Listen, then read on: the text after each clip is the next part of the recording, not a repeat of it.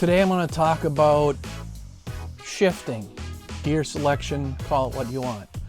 I'm going to talk about what I did, what my decisions were. I know I get kind of long-winded sometimes, but this is what I did. Let's get into it.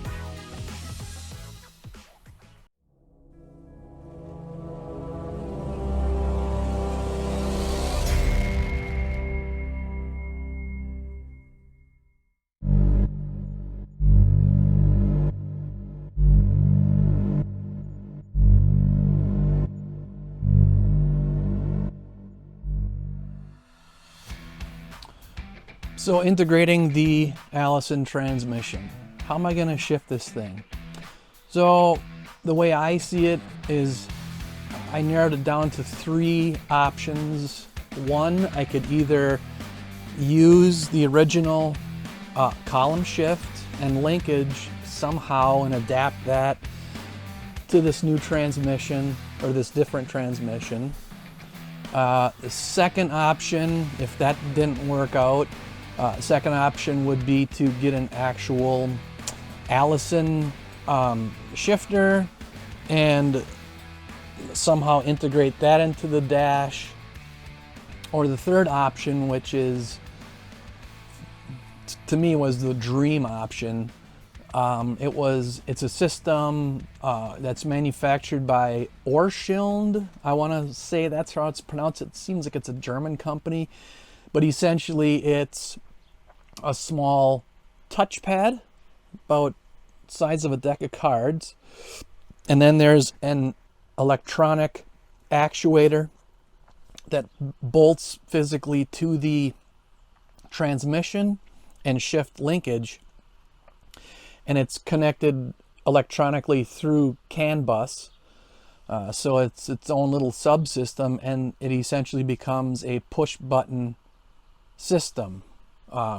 You can downshift, upshift, do whatever. Choose different transmission modes, normal or haul tow. And again, that was a pretty pricey option, and that's more of a want than a need. But what I ended up doing was adapting the original column shift and made my own linkages to adapt it. So here's how I did it. So here's the end result, and it's just one of those things, you know, if I adapt the column shift to the Allison, I mean, is this thing going to behave normal? Because there's safety gates inside the column that are, like, you know, essentially safeties. So if your knee hits the lever, it doesn't go into reverse, or it slams in the park. But with the linkage I made, it behaves just like normal. I'm going to try to get this on here. So right now it's in park, reverse, neutral, drive, and then 3, 2, and 1.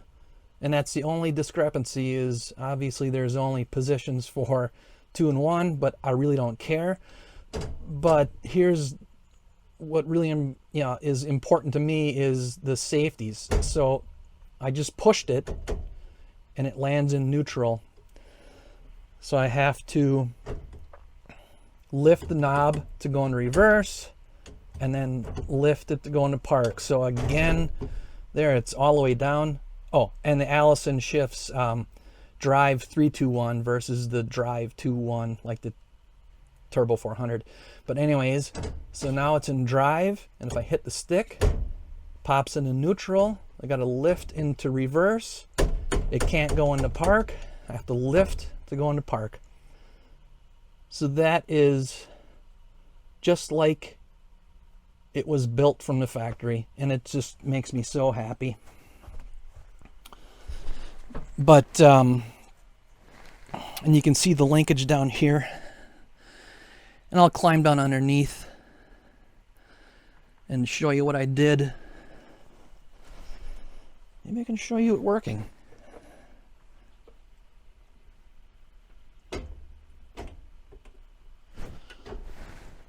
There we go. Neutral, reverse,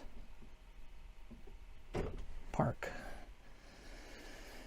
So what I ended up doing to accomplish that, you know, I had to play with the geometry of these bell cranks and linkage lengths, and you'll see that when I crawl underneath. But I just used some stuff, some garbage essentially that I had laying on the workbench, just to play with it essentially, and it really worked well. So let's go look underneath.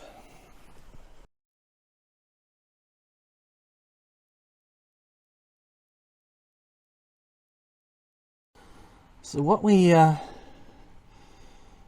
got going on here, and I'm just gonna set this down. Here's what we got going on. So this rod right here is the original linkage that comes from the shift lever. There's levers and bell cranks up there. I don't even know what's going on up there, but this is original. This crank mechanism is mostly original, but I modified it. These two holes were existing already, and that's what held the original pivot point.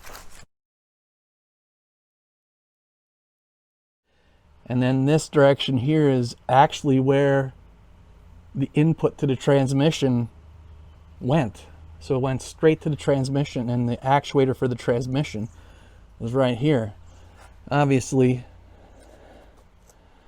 we're a little bit further away than that. So I modified this bracket through goofing around, figured out what this length needed to be, and then just created this linkage that connects to the selector lever on the transmission. And it really turned out really nice, and it works absolutely flawless. So essentially I built my own pivot, and I have some dry run bushings in there. They're graphite impregnated, and that shaft slides through it. There is a little bit of a spring back there just to keep it, you know, tensioned and keep the lever pulled back. Some cotter pins here and over here, and yeah, it works great. So it was an elegant solution to something I wasn't sure how I was going to do, but it turned out great, and it works great. So thanks for watching.